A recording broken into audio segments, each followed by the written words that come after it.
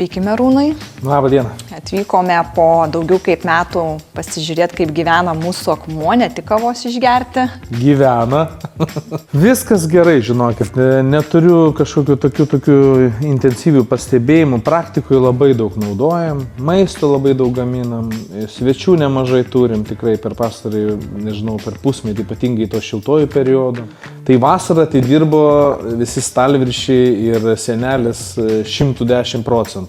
Mes net esam čia jūrų gerybės pylę tiesiog net nieko, tiesiog ant stalo. Tai esam tokį bandymą darę ir puikiausiai, nežinau, apie riebalinimas irgi atskira istorija visiškai, kiek čia steikų yra guldyta ir ant jūsų dovanotos lentelės. Ir jokio sugėrimo, mano ir čia kolegų ir draugų buvo atvažiavę, tai visi yra tiesiog maloniai nustebinti, faina, gyrė, gražių epitetų suranda tam, nes tęstinumas yra visų baltų, kaip sakyt, sienų ir toks gaunasi vis tiek erdvės pojūtis.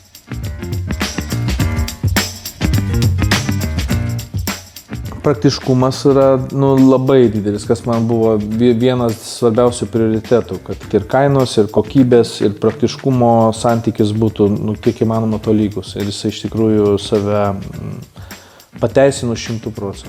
Tai valosi, kaip supratau, jisai lengvai. Valosi puikiai, net realiai mes jokių kažkokių specialių šluoščių net nepirkom, ar kaip ten būna akmenių valyti, ar poliruoti, ar kažkokius... Chemijos kažkokios nereikėjo, ne? Nereikėjo.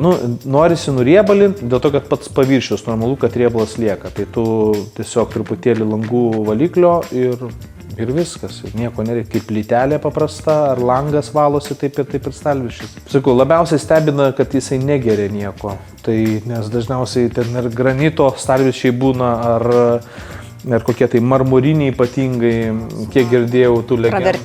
Travertinas irgi. Tai jisai mėgsta truputėlį tą atspalvį vis tiek palieka. Esu matęs ir draugų namie, kai užsimano marmuro, pavyzdžiui. Ir lieka po puodelio kavos ratilai ir tu niekaip neišimsi. Ta reikia specialistų, kurie atvažiuoja, ištraukinėja su specialia chemija per laiką. Ir tikrai didelė bėda.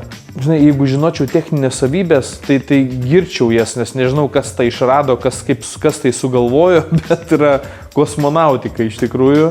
Kaip supratau, bandėte ir ant jo pjaustyt ir...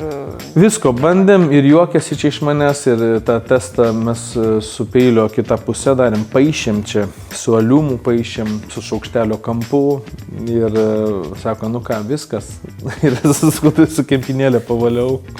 Gerai, sako, ką dar čia sugalvojus, kaip dar pakankinus tavo stalviršį. Kaip suprantu, nekeistumėt nieko.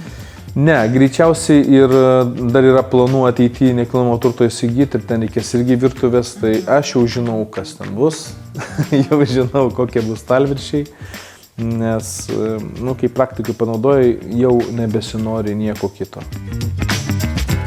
Tai ką, merūnai, ačiū, kad priėmėt mus šiandien. Labai buvo įdomu ir faina pamatyti mūsų akmenį jau po kažkurio tai laiko, išgirsti jūsų atsiliepimą, jau tokį išbandytą ir iki kitų susitikimų. Mylim, saugojam ir labai laukiam, kad ir po metų atvažiuot laukiam, pasižiūrėti, kas toliau bus su juo. Bet matau, kad viskas gerai, tai ačiū labai dar kartelį, iki kitų kartų.